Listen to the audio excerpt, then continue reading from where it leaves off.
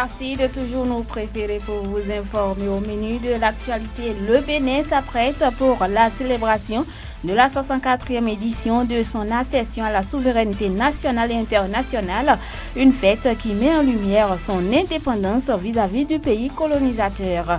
Mais dans l'opinion, une question se dégage, sommes-nous vraiment indépendants? À cette préoccupation, des citoyens molenvillois se sont prononcés. Pendant ce temps, comment expliquer l'origine des conflits enregistrés entre agriculteurs et éleveurs en cette saison pluvieuse?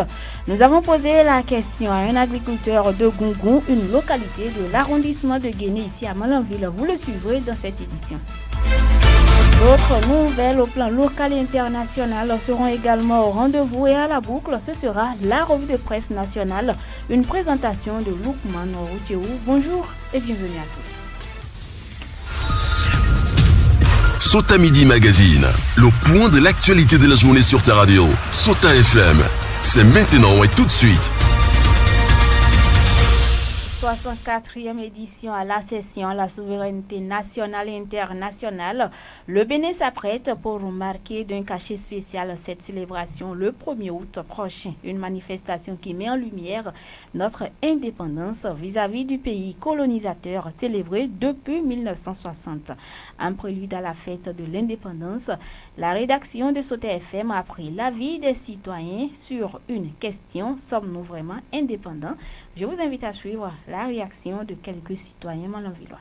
Quand on dit que quelqu'un est indépendant, ça veut dire qu'il ne doit rien attendre de qui que ce soit. En principe, avec l'indépendance, nous ne devons pas attendre beaucoup de choses aux pays qui nous ont colonisés. Mais avec notre observation personnelle, il reste encore à faire. Parce que nous sommes toujours orientés par certaines manières de gouvernance des pays colonisateurs. L'indépendance nous a permis quand même d'acquérir certaines choses. Lorsqu'on remonte au début de la colonisation, tout ne nous revenait pas. Avec nos présidents élus, quand même, on sent qu'il y a certaines choses qui sont quand même dans nos mains. En considérant ce qui se passe, il reste encore à faire. Sur le plan économique, sur le plan sociopolitique, nous voyons tout ce qui se passe. Aujourd'hui, il y a beaucoup de choses que nous réclamons. Et si tu vas dans les textes, nous renvoient vers nos patrons, ceux qui prétendent nous libérer, mais que nous sommes toujours dans leurs mains. On n'est pas encore indépendant. Peut-être qu'on est en train de travailler pour ça, mais pour le moment, on n'est pas encore indépendant. Regardez les pays anglophones. Aujourd'hui, eux, ils gèrent leur propre monnaie. Même s'ils ne sont pas à 100% indépendants, mais ça marche chez eux. Donc, il faudrait qu'ils travaillent sur ça. Nous sommes indépendants, d'autant plus que nous avons notre indépendance. Aujourd'hui, ça fait 64e année. Et ça prouve que nous sommes indépendants. Si nous n'étions pas indépendants, je crois que l'esclavage allait toujours continuer. Nous sommes indépendants. Nous sommes vraiment indépendants. Chacun est libre aujourd'hui. Les avis étant divergents, ces citoyens molenvillois lancent l'appel que voici aux autorités compétentes. Pour que nous soyons indépendants, il faut que nos responsables au haut niveau vraiment pensent à ce qu'il faut faire pour que la population se sente quand même à l'aise. Parce que en répondant à certaines choses qui ne nous arrangent pas, nous allons toujours espérer des choses qu'on devait avoir depuis longtemps sous le couvert de l'indépendance. Voilà que ce n'est pas ça encore. On peut continuer par fêter notre indépendance en continuant de faire des actions pour y arriver. Donc moi je crois que ces actions peut-être commencer par se débarrasser des bases militaires et commencer par réfléchir sur notre propre monnaie. Nous constatons qu'aujourd'hui, 1 euro fait presque 650 francs CFA. Comment on peut expliquer ça? Quand on parle vraiment d'indépendance, il y a aussi le développement. D'abord, l'indépendance, il y a le développement qu'on doit aussi augmenter. Quand on est indépendant, on doit aussi développer notre localité. Là, il va falloir que nos autorités locales s'y m'écoutent. Il va falloir qu'ils mettent la balle dans la terre pour que nous puissions vraiment développer notre localité, pour que les jours à venir, les fêtes à venir, pour que nous puissions vraiment vivre la fête de l'indépendance vraiment dans notre commune, qui est la commune de Molenville. À la recherche d'herbes fraîches et de foin pour leurs bêtes, certains éleveurs et agriculteurs entrent en conflit, des conflits qui parfois tournent au drame. En cette saison de pluie, la commune de Malanville n'est pas à l'abri de cette mésentente entre agriculteurs et éleveurs. Étant donné que ces deux acteurs sont appelés à cohabiter ensemble, la rédaction de Sota FM s'est intéressée aux causes de ces conflits avec un agriculteur de Malanville, son nom Isiaka Alabedou. Suivez un extrait de ses propos. Ce qui fait le problème entre les éleveurs et les agriculteurs, il y a plusieurs paramètres. Il n'y a pas le couloir de passage. Il faut qu'on crée des couloirs de passage pour les bêtes. Maintenant, en dehors de ça, il y a d'autres personnes, d'autres paysans, d'autres agriculteurs aussi. Ils vont quelque part, ils sont seuls. Ce n'est pas une grande superficie. Ils vont cultiver là, même si les éleveurs viennent, ils ne savent pas s'il y a un champ là-bas. Et le type, il est fatigué, il se reposait, les bœufs broutaient. Sans le savoir, il tombe sur le champ. Voilà, même si c'est quelqu'un qui n'est pas éleveur, il ne sait pas s'il y a un champ là-bas. C'est la faute à ce paysan-là. À l'heure actuelle, il y a certains qui ont compris qu'ils ne sont pas à côté des fermes. Ils ont amené ça loin parce que ce problème-là est sur le tapis. Et j'ai compris maintenant que c'est ça qui crée, si les bœufs sont à côté des champs là, ça peut créer des problèmes. En proposant quelques approches de solutions pour prévenir d'éventuels conflits entre agriculteurs et éleveurs, Isiaka Alabedou met un accent particulier sur le règlement à l'amiable en cas de crise entre les deux parties. On l'écoute. S'ils sont regroupés, les champs sont côte à côte, il n'y aura pas ces problèmes. Et s'il y a des couloirs de passage, il n'y a pas ces problèmes. Dans le cas échéant, s'il y a un problème, au lieu d'amener ça loin, il peut traiter ça à l'amiable. Moi, c'est ça que j'ai compris. Parce que c'est deux mecs qui se lavent. Entre paysans et agriculteurs, c'est une entente. Ce sont des humains. Entre eux tous sont des humains. Il peut régler ça à l'amiable. Il peut voir le chef de village, ils vont régler ça. Au lieu de se samailler, il faut que les autorités de la commune, de l'arrondissement, voient les chefs de village pour qu'ils vont gongonner, pour que les paysans respectent le couloir de passage aussi, et qu'il faut qu'ils tracent un couloir de passage, et encore, il faut sensibiliser pour qu'ils amènent les torts loin des champs. Carnet noir dans cette édition, le Haut Conseil des rois du Bénin est frappé par un deuil. Il s'agit de la disparition tragique de Sylvestre Nansounon, roi de Banikwara, l'une des communes du département de la Liborie. Selon les informations provenant des sources du groupe de presse Le Potentiel, le souverain a rejoint ses ancêtres très tôt dans la matinée d'hier, dimanche 28 juillet 2024, des suites d'une courte maladie à Parakou. Il faut noter que le roi Sylvestre Nansounon est décédé après avoir passé 29 années de règne au trône. Tout citoyen a le droit pendant ce temps de contribuer à l'édification de son pays et cela passe par l'acquittement à bonne date des impôts.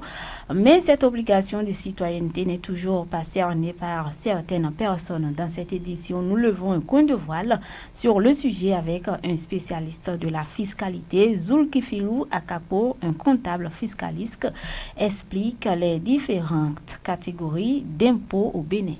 La généralité que nous devons retenir, c'est que tout individu ou tout citoyen ayant la nationalité béninoise a le devoir de souscrire à la déclaration de son revenu et payer ses impôts. Et les impôts ont des échéances de déclaration et de paiement. Qui sont les personnes physiques et les personnes morales? Les personnes physiques sont les individus portant un patronyme, c'est-à-dire vous et moi, monsieur le journaliste, nous sommes des personnes physiques. Mais si moi, en tant que personne physique, j'ai créé maintenant une entreprise, mon entreprise est la personne morale. Et les entreprises aussi sont divisées en deux catégories et selon leur nature. Qui sont quoi? Les établissements et les sociétés. Les établissements sont un peu une forme d'entreprise dont le patrimoine est un peu confondu au patrimoine de son créateur qui est la personne physique. Donc si moi en tant que personne physique, je crée un établissement, maintenant l'impôt de mon établissement que je déclare, je paye, est confondu en même temps à moi mon impôt que je dois payer. Mais la deuxième catégorie des entreprises, ce sont les sociétés. Les sociétés sont une forme de groupement d'intérêt économique, c'est-à-dire deux ou plusieurs personnes peuvent s'associer pour créer une entreprise. C'est cette forme d'entreprise-là qu'on appelle société. Les exigences fiscales varient en fonction de la nature de l'entreprise, selon le comptable fiscaliste. Et ces exigences sont notamment liées à la déclaration des impôts. C'est une condition capitale, selon Zulkifilou Akako, qu'on écoute. Dans la commune de Malanville, la plupart c'est des établissements, c'est-à-dire c'est des entreprises dont le patrimoine est confondu au patrimoine de leur créateur. Lorsqu'on crée un établissement et qu'on sait qu'on ne veut pas exercer ou qu'on ne pourra pas trouver à exercer pendant les premières années ou les premiers mois, on écrit et adresse à l'administration fiscale pour leur notifier qu'on ne serait pas en mesure d'exercer dans ces premières années de création. C'est ça qui dédouane l'entreprise du paiement des impôts. Mais lorsque vous n'écrivez pas et à la fin de l'exercice, lorsque vous devrez payer vos impôts et vous prétendez que vous n'avez pas exercé tout ça, ça ne fait pas bonne foi devant l'administration fiscale, puisque d'abord le Code général des impôts a prévu un impôt minimal à payer pour les établissements. Donc cet impôt minimal-là, c'est quoi? C'est 10 000 francs pour les établissements. C'est-à-dire les établissements qui font un chiffre d'affaires de moins de 50 millions qui sont à la TPS. Cela voudrait dire que même si la première année, si vous prétendez que vous n'avez du tout pas exercé, vous allez payer le minimum d'impôt qui est à 10 000 francs. Et vous avez l'obligation aussi de déposer les états financiers. Les états financiers, c'est quoi? C'est le récapitulatif de vos activités financières durant tout un exercice, même si vous avez fait un chiffre d'affaires de 0 francs. En cas de non-démarrage des activités après la création d'une entreprise, il est très important de le notifier au service des impôts, insiste le comptable fiscaliste qui invite à la vulgarisation des tests de la fiscalité. Zulkifilou Akako est au micro de Lukman Orotiou. Pour la deuxième catégorie d'entreprise, qu'est la société est soumise à l'IS, à l'impôt sur les sociétés, dont le minimum est de 250 000 francs. Donc si vous avez créé une société et que vous n'avez pas déposé préalablement la notification de non-démarrage d'activité, donc que vous allez supporter l'impôt minimal de l'année qui est 250 000 francs. Et vous allez aussi supporter les charges, les impôts sur salaire qui est le VPS, versement patronal sur salaire, et les autres impôts, c'est-à-dire la patente et la cotisation CCIB et consorts. Donc, monsieur le journaliste, le mieux c'est que pour une entreprise naissante qui, par le climat économique, voit qu'elle ne trouvera pas de potentiel clientèle dans ses premières années, ferait mieux d'aller déposer une notification de non-démarrage à la direction ou à l'administration fiscale pour éviter de supporter les impôts minimaux. Il y a beaucoup de choses à dire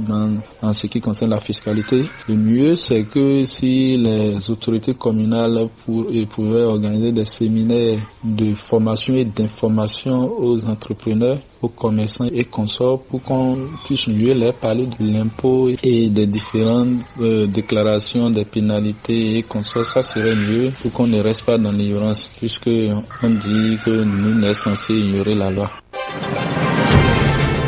Sota Info Midi, le point de l'actualité sur ta radio. Autre information dans cette édition, les populations de Gando Kosikana dans la commune de Kandi sont désormais mieux équipées pour la production du beurre de karité. Elles ont reçu du matériel de transformation des noix de karité en beurre le vendredi 26 juillet 2024. Ceci dans le cadre de la mise en œuvre du projet Kozo à Kandi. Plus de précisions, c'est dans ce reportage signé Fauziat Simé de Kandi FM.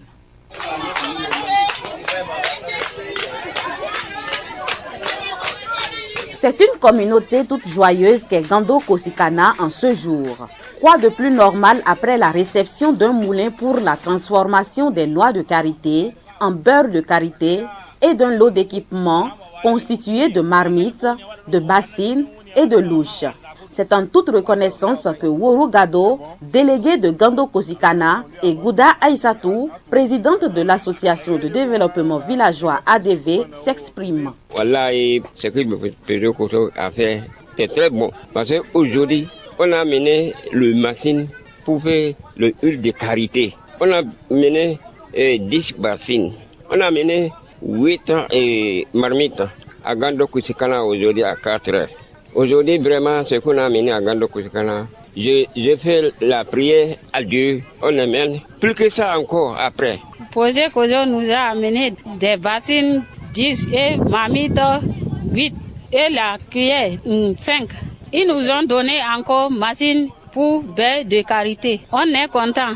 Demain encore on demande, on va amener plus que ce qu'on a amené aujourd'hui. Procédant à la remise des équipements aux bénéficiaires, le représentant du planificateur et point focal du projet Kozo à la mairie les exhorte à une bonne utilisation du matériel. Zachary Youssao Traoré Nouroudine. C'est bien beau de recevoir quand même la machine. On remercie les bailleurs, en tout cas tous ceux qui sont quand même impliqués dans la réalisation de ces sous-projets communautaires. Je voudrais dire à l'endroit quand même de l'arrondissement de Kandi 1 et précisément de Kosikana de faire bon usage et à l'avenir qu'on puisse dire qu'à Kosikana, après la transformation des noix de karité en beurre, qu'on puisse dire à Kosikana, il y a une transformation et il y a des produits finis que nous, on peut exporter à l'extérieur comme produits finis made in Kosikana fabriqués à Kandi. C'est mon souhait et c'est ce à quoi je les exhorte quand même à faire bon usage de tout ce qu'on a pu récupérer. Souleymane Boni, facilitateur technique du projet Kozo. Ce qui nous rassemble ici n'est rien d'autre que la réception en fait provisoire du marché de Gando Kosikana qui vise justement dans le cadre du projet Kozo à les doter en fait de matériel et équipements de transformation des noix de karité en beurre de karité. Ce que je peux leur demander en fait c'est vraiment d'en faire bon usage parce que à l'avenir ce qu'on espère et je pense que nous allons déjà vers la certification en fait du beurre de karité officiellement. Donc c'est leur demander vraiment d'en prendre bien soin pour que vraiment ça puisse les servir à non seulement augmenter la capacité de production mais aussi en termes de qualité, améliorer en fait la qualité de produit qui va en découler en fait.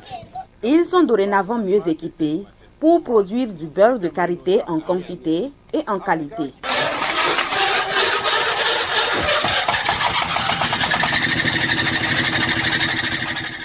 Merci à Fauziat Simé de Kandi FM pour ce reportage hors de nos frontières. À présent, David Labo, bonjour. Pierrette Apovo, bonjour. Au Niger, 2 rébellions, le FPJ et le FPL, appellent à la libération de Bazoum. Justement, Pierrette Apovo, la junte au pouvoir au Niger, vient de fêter le premier anniversaire de son coup d'État. À travers le pays, la grande majorité des institutions et les institutions se sont pliées à la volonté du CNSP, mais face à la junte, au moins 2 groupes rebelles se sont manifestés. Le plus actif d'entre eux est le Front patriotique de libération, FPL, en abrégé, responsable de plusieurs attaques ces derniers mois contre les militaires et les instructions du Niger. Le second, le Front patriotique de la justice, moins bruyant, retient toujours en otage un officiel nigérien. Mali, pendant ce temps, on note de lourdes pertes pour l'armée et ses alliés russes lors de combats face aux rebelles du CSP.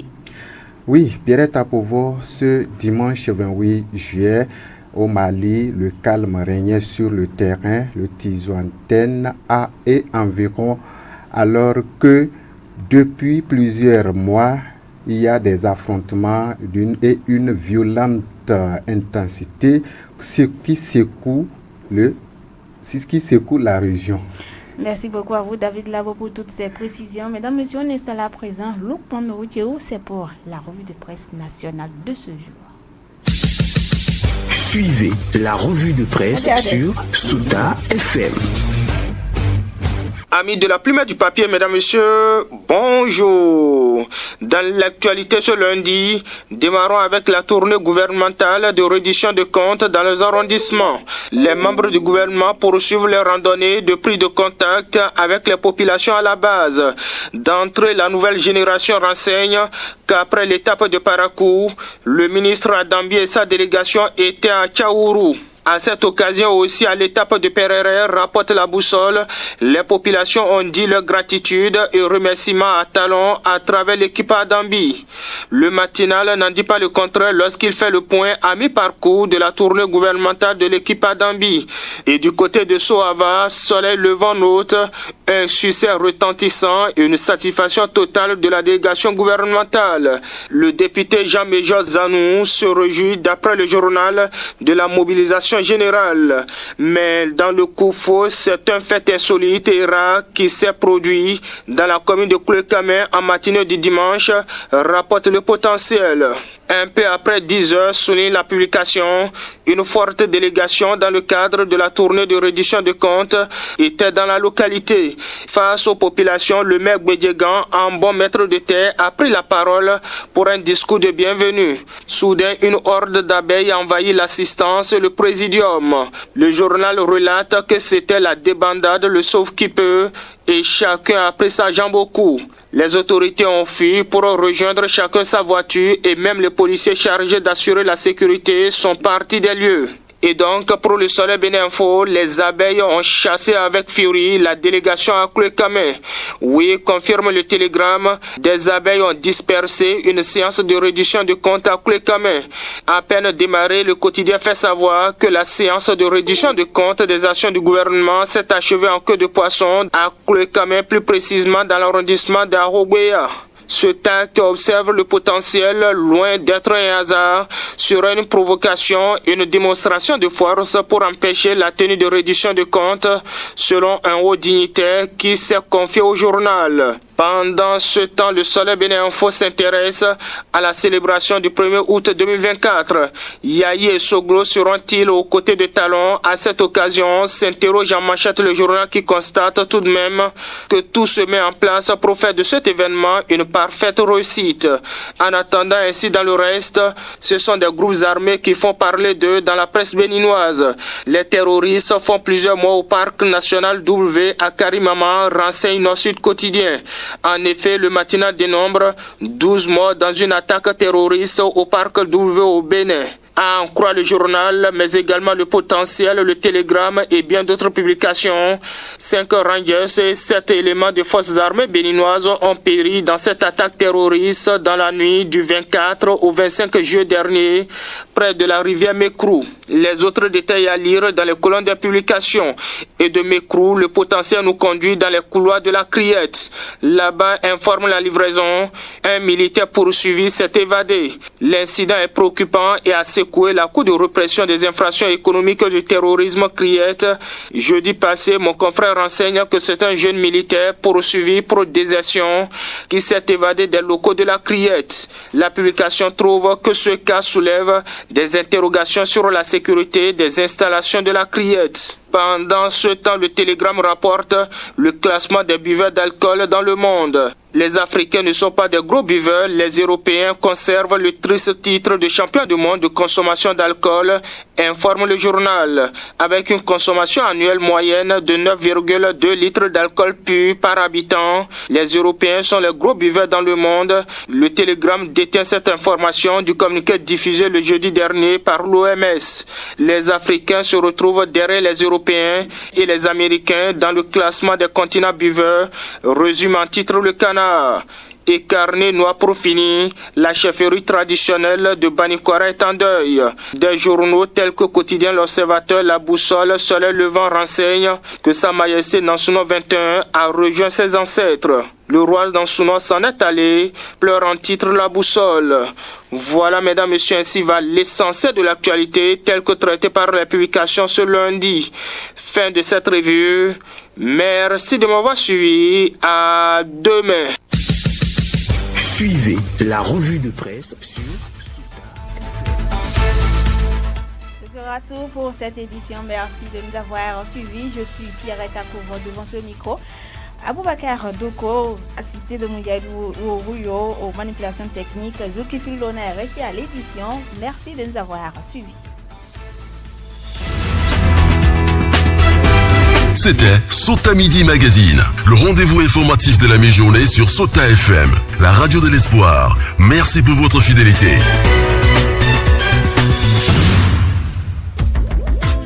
Suivez la chronique en français facile sur Sota FM. La chronique en français facile sur Sota FM. Alassane Sani Bio.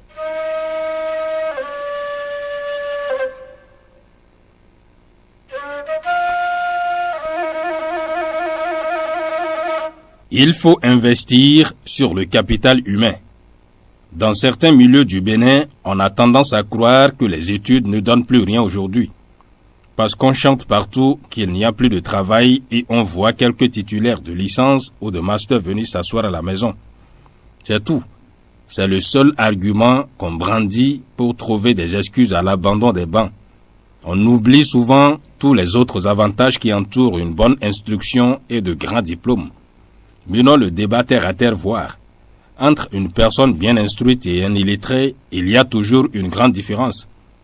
Prenez deux pauvres de ces deux catégories et jaugez-les dans leur manière de faire les choses. Prenez également deux riches de ces différentes catégories et jaugez-les sur leur méthode de gestion des affaires. Même au niveau des paysans, vous verrez qu'un instruit a toujours la meilleure stratégie pour la rentabilité de ses cultures. Bref, les exemples sont là à foison. Donc, les études sont une arme qui vous sert partout et dans tous les domaines. Il faut juste avoir le courage d'évoluer. N'abandonnez pas après le bac pour prétendre avoir un travail sérieux. Aujourd'hui, même la licence a de limites. Il y a des portes qu'elle ne peut pas ouvrir, raison pour laquelle il faut se sacrifier pour décrocher tout au moins le master. Malheureusement, dans nos milieux, on n'a pas encore compris. On a de moyens pour accompagner nos enfants à faire de très bonnes formations, mais on est les premiers à leur dire de venir chercher l'argent. Oubliant qu'après les bancs, on peut aussi bien chercher l'argent si tant est qu'on veut faire du commerce ou l'agriculture par exemple. Il y a des filières dédiées à ces secteurs d'activité, mais on est souvent pressé d'être comme ceux qui n'ont pas mis pied à l'école et qui ont prospéré dans ces activités. Regardez autour de vous. Ces genres de personnes sur qui vous prenez l'exemple pour fausser vos études, généralement leur richesse aristo, parce qu'ils n'ont pas la méthode de rationalisation de préservation de leur fortune. Par contre, un instruit a la possibilité de créer une entreprise digne du nom avec des investissements pérennes au lieu de rester dans le commerce qui consiste à acheter et revendre simplement. Là, il s'agit du géant au pied d'argile. Du jour au lendemain, tout peut s'écrouler. C'est la loi du commerce. C'est pareil pour l'agriculture. Un diplômé en agronomie aura une entreprise agricole et non un champ traditionnel. Ce sont quelques exemples. Il suffit de faire de bonnes formations aujourd'hui et vous ne parlerez plus jamais de manque d'emploi. Un intellectuel ne chôme pas. Il faut juste avoir de la créativité. Si on se cache derrière le manque d'emploi pour encourager la déperdition scolaire, on n'aura que nos yeux pour pleurer. Parce qu'on va passer notre vie à dire que ce sont les autres qui viennent nous gouverner chez nous. Ah oui, je sais qu'on est fort en ça.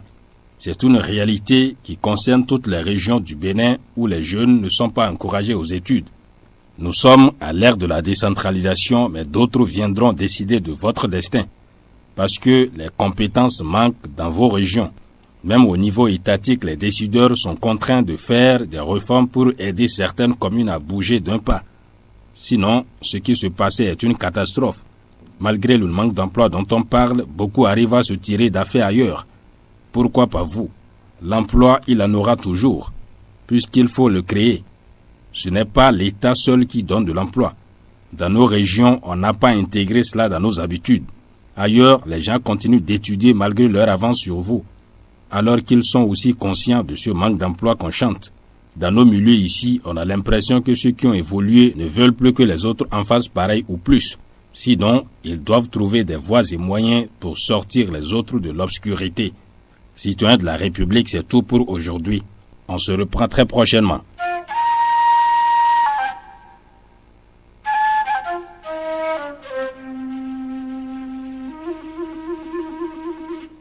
C'était la chronique en français facile sur Sota FM. Dans la Liborie, la différence a un nom.